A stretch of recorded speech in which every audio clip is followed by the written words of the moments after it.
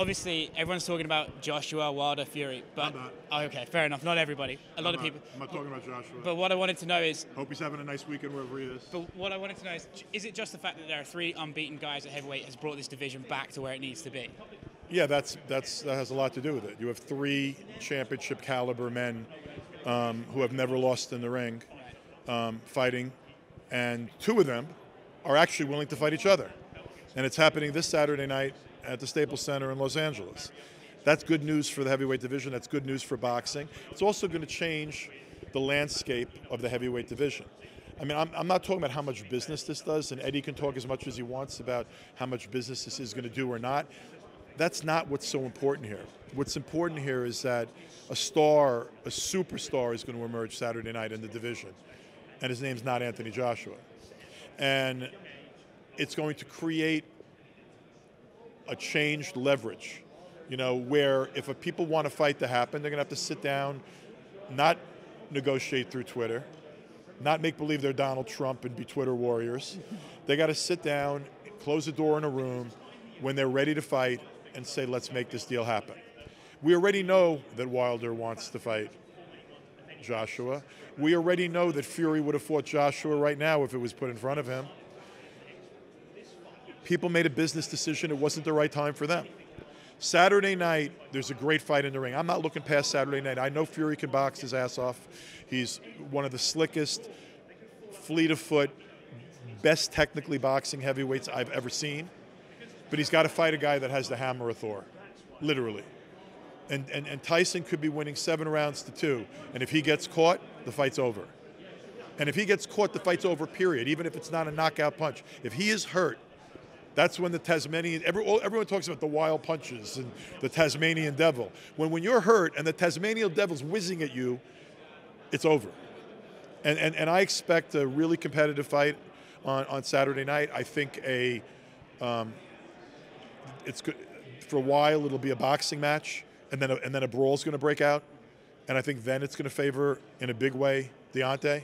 I expect Deontay to win, but I don't look past the guy as good as Fury. Everyone talks about Wilder's not as well known as he should be. Is this the moment he breaks out? Yeah, this is the moment he breaks out. But stop with that bullshit too.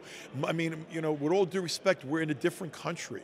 You go over to the UK, and if I walk down the street with a guy that if he was here would be a second-tier guy, he's a superstar walking down the street.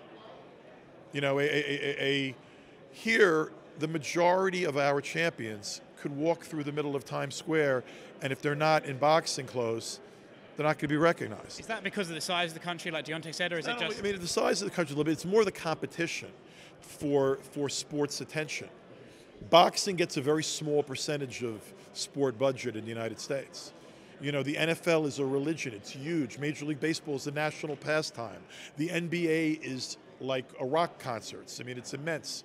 You have hockey here as another team sport. And soccer, what you call football, soccer here is also a real sport. Our competition for eyeballs is much greater here.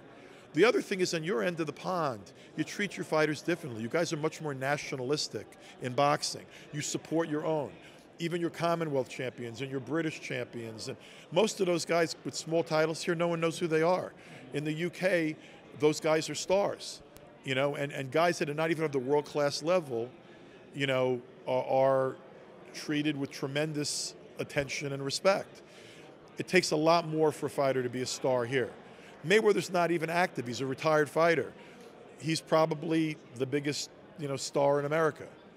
And there are a lot of people, if you say, who's the heavyweight champion, there are people you walk down the street, and this has been the case for years, that'll tell you Mike Tyson. But, you have to remember also, when Tyson retired, when Bo left, when Holyfield left, and the Klitschko's were dominating the heavyweight division, heavyweight boxing, for the most part, disappeared in the United States. There was no boxing on pay-per-view. There was no big-time heavyweight boxing. We didn't even have top contenders. Deontay's pretty much trying to carry the heavyweight division on his back alone. And he's done the best he can, even with a lot of obstacles. His popularity has risen. I think you know that. It's risen dramatically. It's risen in the UK. He's certainly well known in the UK now. He's well known around the world. His social media following internationally is huge. But Saturday night is his defining moment. He's going to make the most of it. He's going to knock out Tyson Fury, December 1, Staples Center, Showtime pay-per-view. It's going to be a good fight. It's going to be a close fight. Fury's a dangerous opponent. But that Hammer of Thor at some point is going to land. Lou, if he does, as you